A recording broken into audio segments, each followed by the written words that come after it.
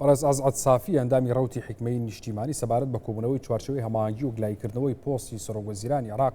لەگەڵمانە بەڕێز ئازاد سوپاس بامەدەبوونی بەڕێستان بەخێر بێن. ئەمڕۆ چوارچەوەی هەماهەنگی بڕیار بوو بۆ 15یەمی جار کۆ بێتەوە، بەڵام دیارە کۆبوونەوە نەکرا بۆ سبەی داخراوە. ئەمە ژۆکاری ناکۆکیە و مالکی سوودانی ژەمڕۆ کۆبوونەوەکەش بێنجام کۆتایی هات. باشە ئەمە چی ئەم گرێکوێرەیە بۆ ناکرێتەوە؟ کێشەی چوارچەوەی هەماهەنگی بۆ یەکلایکردنەوەی پۆستی سەرۆکوەزیرانی عێراق چییە؟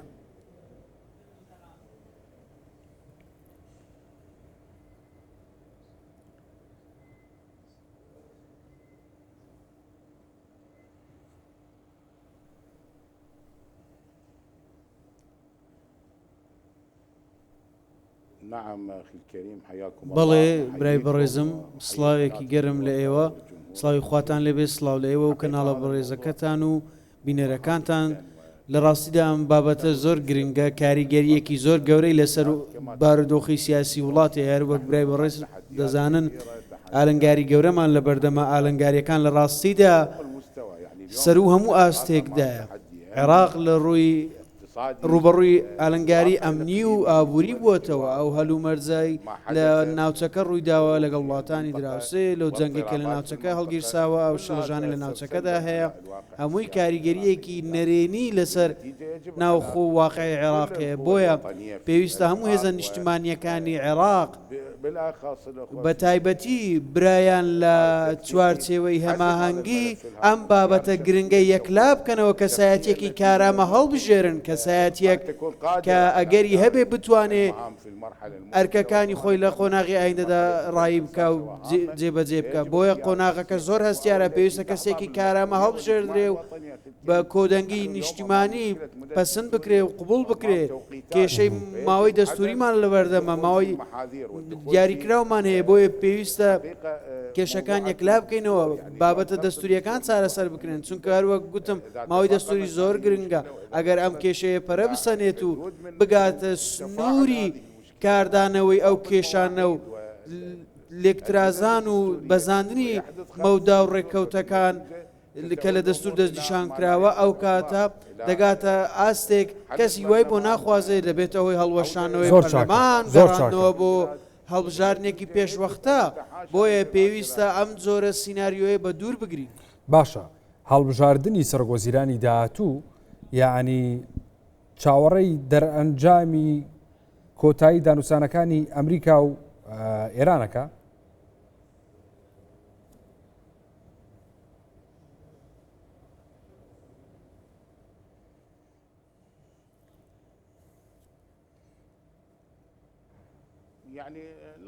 نەخێر لە بڕواایەدانیم کە برایان لە چوارچێوەی هەماهەنگی چاوەڕێی دەرەنجامێک بن کە لەو جەنگە لە ناوچەکەدا هەڵگیرساوە. بەڵام هەروە گوتم برای بەڕێزم باسمان لە ئالنگاریەکان کرد. حکوومەتی ئایندە چەندین ئالنگاری و گەورەی لە بەردەمە کە ڕاستەوخۆ کاریگەری هەیە، ناسەقامگیری ناوچەکە بە دڵنیاییەوە کاریگەری لەسەر ناوخۆی عێراق و کاریگەری لەسەر دۆخی ئابووری و دۆخی ئەمنی دەبێت. ئالنگاریەکان گەوران لە دەرەنجامیشدا ئەم جەنگە سێبەرەکەی تەنیا باڵی بەسەر عێراق نەکێشاوە، بەڵکو هەموو ناوچەکەی گرتووەتەوە. بۆیە کاتێک سەیری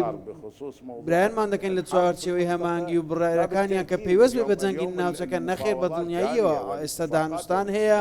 کۆبوونەوە و ڕێککەوتن بەردەوامە. بۆیە پێویستە ئەم بابەتە یەکلا بکرێتەوە. لە پێناوەمەدا برایان لە چوارچەوەی هەماهەنگی چەند پێوەرێکیان داناوە، چەند لیژنەیەکیان پێکێناوە بۆ پێداچوونەوە بە CV و پێشینەی کاندیدەکان، تا دەگەنە ڕێککەوتنێک و پەسەندکردنێکی نیشتیمانیە بێ بۆ کەسە. ئێمە لە حکمە تێڕوانینمان بۆ بابەتەیە لەگەڵ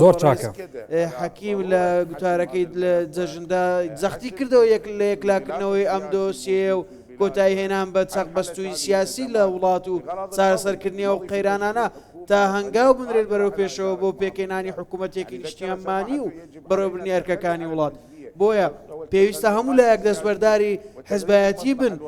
لە پێناو بەرژەوەندی نیشتیمانی کار بکەن، بەرژەوەندی عێراق پێش هەموو شتێک. با هەنێک بەڕوونتر قسە بکەین، یعنی ئەو سیڤیانەی کە باسی کرد، سیڤی و کەسانی کە بۆ پۆستی سەرۆکوەزیرانی داهاتوو ئەکرێ کاندید بکرێن، ئەم سیڤیانە تا چەنە؟ ینی کاندید هەیە کە بەدڵی سیڤیەکەی بەدڵی ئەمریکا و ئێران بێ؟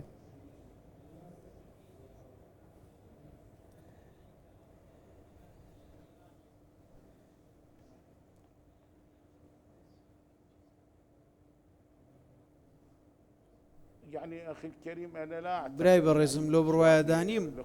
چ برایان لە کۆماری ئیسلامی ئێران یاخود ویلایەتە یەکگرتووەکانی ئەمریکا پێوەست بن ئێمە لەو بڕواایەداین ئەوان بەڵێ بیرروڕایەکی دیاریکراویان هەیە بەڵام ئیرادەی خۆیان ناسەپێنن چارچەوەی هەمانگی دامەزراوەیەکی نیشتیمانی عێراقیە سەرکردەکان لە گۆڕەپانی سیاسیدا پێکیان هێناوە لە ڕاستیدا ئەوان ئەزمونێکی زۆریان هەیە لە ڕابردوودا بۆیە ئەمڕۆ دەبینین کاریگەری نەخێر ئێمە باوەڕمان بە تیۆری کاریگەری دەرەکی نییە بەڵێ ئەمریکا تێڕوانینێکی هەبێ بسەپێنرێ یاخود ئێران تێڕوانینەکانی بسەپێنرێن نەخێر ئەمان تەنیا بیرروڕایە لە کۆتاییشدا بڕیاری سەرەتا کۆتا بەدەست سەرکردەکانی چوارچێوەی هەمانگیە چونکە ئەوان ئیرادەی گەلی عێراق دەکەن باشە بۆ تا ئێستا نەکرا قام بانتخاب ممثلين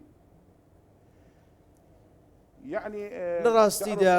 برای بەڕێزم هەروەک دەزانی باسمان کرد بەند و مەرجێ چوارچێوەی هێمانگی خۆی دایناوە چوارچێوەی هێمانگی دامەزراوەیە دامەزراوەش سیستمی هەیە ێ باشە بەپی دامەزراوە سیستم بێ 5 ڕۆژە و 5 ڕۆژوای تر خەریکە تەواوە خۆی بەدەست لایەنەکانەوە نامێنێت دوابێ پەرلەمان هەڵبۆشێتەوە دنیا کارەساتی سیاسی و یاسای لە عێراقا دروستێ بێنە پاژەم 5 ڕۆژە بەڵێ دروست بەڵێ برای بەڕێزم وەک گوتم ئالنگاریەکان گەوران قۆناغی ئایندا قۆناغێکە ناتوانین بڵین قۆناغێکی ڕێک و پێک دەوێت بە ئاسانی بەڕێوە دەچێ وەک قۆناغەکانی پێشووی وڵات مامەڵی لەگەڵ دەکرێت قۆناغەکە سەختە ئالنگاریەکی ئابوووریە ئەمنیە بەرامبەر بە حکوومەتی ئایندا بۆیە پێویستە بە وردی و بە ڕێک و پێکی پێداچونەوە بۆ سیڤی کاندیدەکان بکرێ و هەڵبژێردرێن هەروە گوتم مەرز دانراوە گرنگترین مەرجەکان ئەوەن کە لە ڕووی نیشتیمانیەوە پەسەند بکرێ لە ناوچەکە و لە ئاسنی و دەوڵەتیش پەسەند بکرێ کۆتا مەرجیش ئەوەیە لە نێو چوارچەوەی هەمانگیدا پەسەند بکرێ و قوبوڵ بکرێ بە باش سەیر بکرێ بۆیە ئێمەش خۆمان دیدگایەکەمانەوەیە کە پێویستە یەکدەنگی نیشتیمانی هەبێ و پەسەند بکرێ کەسایەتیەک کە کاندید دەکرێت بتوانێت ئەو پۆستە گرنگە بەڕێوە بات و قۆناغی ئایندەی وڵات بەڕێوە بات بۆیە پێویستە بەوردی کاری لەسەر بکرێ و برایانی چوارچەوەی هەمانگی بەیەک بیر و ڕابێنە زۆر چاکە ئێمە هاوبەشیشمانەیە لە پرۆسەی سیاسی بۆ گفتوگۆکان بنەمای هاوبەشی هەیە ئەوانیش دەبێت زۆر چاکە بۆ گفتوگەکانی داهات و ناوی کاندیدی نوێ ئەوترێت بێجگە لە وەلی سەهلانی باسم بەدری و حەیدەر عەبادی کەسی تر هەیە نوێ تەڕەحکرابێ نوێ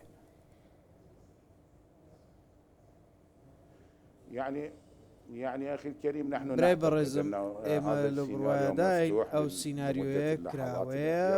بۆ چەند کاتژمێر و ساتی کۆتاییش بۆیە پێشبینی دەکرێت ناوی نوێ بێتە پێش و بە گوێرەی بیرروڕای برایان لە چوارچەوەی هەمانگی چەند ناوێکی دیکە هەن ئەگەر هەیە لە کاتژمێرەکانی ئایندەدا بەدەرکەون ئەگەر ڕێکەوتێکی کۆتایی نەکرێ و ئەو دۆسیە یەکلان نەکرێتەوە ئەگەری هەیە بابەتەکە بگاتە ئەو ڕادەی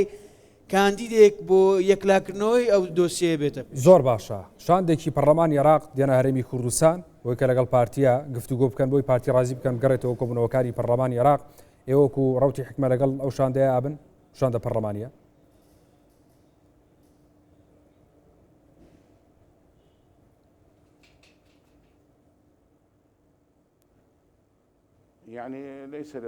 لە ڕاستیدا ئێمە زانیاریەکی وردمان نییە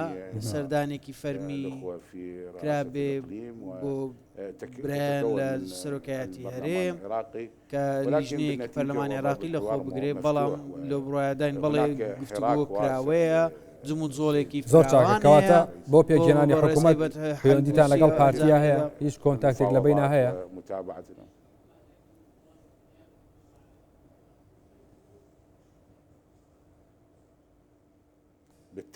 بەڵێ بدڵنیاییەوە برای بەڕێزم ئێمە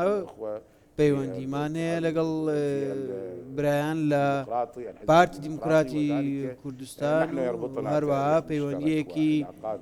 مێژوویمانەیە پەیوەندی باشمانەیە لە ڕۆژانی خەباتی دژی ڕژێمی پێشوو ئێمە شانازی بە پەیوەندیەکانمان دەکەین لەگەڵ برا کوردەکانمان بەڕێز حەکیم چەندین جار سەردانی هەرێمی کوردستانی کردووە لەگەڵ سەرۆک بارزانانی کۆبووەتەوە لەگەڵ سەرکردەکانی هەرێمی کوردستان کۆبووەتەوە گفتوگویان لەسەر چەندین بابەتی سیاسی گرنگ و هاوبەش کردووە کە پەیوەستە تایبەتە بە دۆخی سیاسی عێراق و ئێمە یەکین و پەیوەندیەکی بەهێزمانەیە لەگەڵ براکانمان لە کورد هەردوو حزبەکە بۆچی بۆ هەڵبژاردنی سەرۆک وڵاتان لە پارتی کرد کاگە سعد؟ ومبدأ صريح أننا نؤمن بالشراكة الوطنية ونؤمن بالاتفاق السياسي. زۆر چاکە.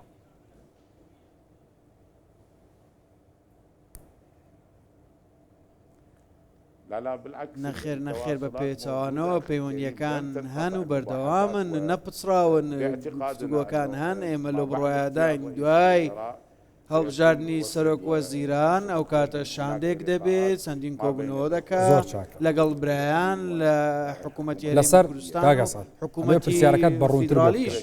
لەسەر پرسی ئێمە باوەڕمان بە سەرۆک کۆمار نەمای هاوبەشی نیشتیمانی زۆر چاکە لەسەر پرسی سەرۆک کۆمار پارتی ئاگادار نەکرایەوە و لەگەڵ پارتیان نەبوون یعنی یەک بۆ چونتان نەبوو کوڕەوتی حیکمە ئەمە جۆرێک لە پشتێکردن بیندرا یاخود خوێندرایەوە بۆچی لەو کاتەیە پشتان کردە پارتی دیموکراتی کوردستان کە ئەوەندە پەیوەندیەکانتان بەهێزە و پارتی کاریگەری لەسەر ساحەی سیاسی عێراق هەیە؟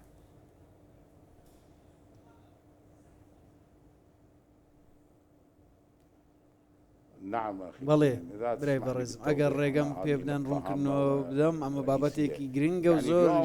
سەرەکیە ئەمڕۆ ئێمە لە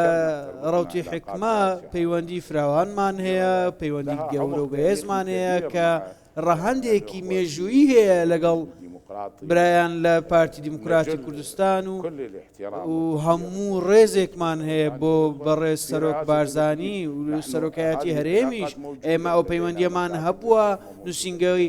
حکمە هەیە لە هەرێمی کوردستان هەماهەنگی سیاسیمان هەیە هەماهەنگی و دانوستانی بەرزمانەیە لە ئاستی زۆر باڵا لە ڕاستیدا ئێمە ئەمڕۆ ئێمە دەستبەرداری هاوبەشە سیاسەکانمان نەبووینە ئێمە تاکە ڕەوتین باوەڕمان بەو هاوبەشە هەبێ باوەڕمان بە بنەمای هاوبەشی نیشتیمانی و دادپەروەری و نێوەندگیری هەبێ ئێمە هیچ هەڵوێستێکمان نەبووە هەڵوێستەکە تەنیاش ئەگەر هەبێت هەڵوێستی ڕەوتی حکمە نییە بەڵکو بڕیارێکی ئەنجومەنی نوێنەران بووە بەڕێکەوتنی هاوپەیمانە سیاسیەکان و پەرلەمانتاران بۆ بەوەیە بە دڵنیاییەوە بیرروڕای ئێمە لەگەڵ ئەو بیرروڕایەیە کە پشتیوانی لە گفتوگۆ لەگەڵ برایانی هەرێمی کوردستان و سەرۆکایەتی کوردستان دەکا دانوستان وەزانی پارتی نیگەرانە ناڕازیە لەو بەڕێوەچوونی ئەبنی کۆبوونەوەکانی پەرلەمان و زۆر بابەتی دیکە یاسایی لە عێراقا باشە چی ئەکەن و کوڕەوتی حکمە بۆی کە ئەو نەڕزایەتی پارتی بڕێوێنەوە پارتی بگەڕێنەوە ناو کۆبوونەوەکانی پەرلەمان؟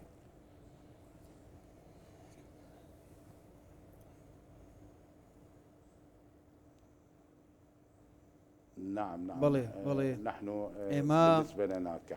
سەبارەت بە ئێمە وەک ڕەوتی حکمە بە ئێوەی بەڕێز و کەناڵە بەڕێزەکەم گوت و بە بینەرە بەڕێزەکانیشمان گوت ئێمە وەک ڕەوتی حکمە باوەڕمان بە هاوبەشی هەیە باوەڕمان بە ڕێکەوتنی سیاسی هەیە نامانەوێت هیچ لایەک پەراوێز بخرێت لە هاوکێشەی سیاسی عێراقدا هەموو برایان مافی خۆیانە مافیان هەبێت لە وڵاتە ئێمە بەڕێزم ئێمە ئەم خاڵە ڕوون بکەینەوە دەمانێت ئاماژە بەوە بکەین ئەمڕۆ پەیوەندیەکان بەردەوامن لەگەڵ برایان لە پارتی دیموکراتی کوردستان و سەرکردەکانی ئەو حیزبا گوتم نووسینگەمانەیە لە هەرێمی کوردستان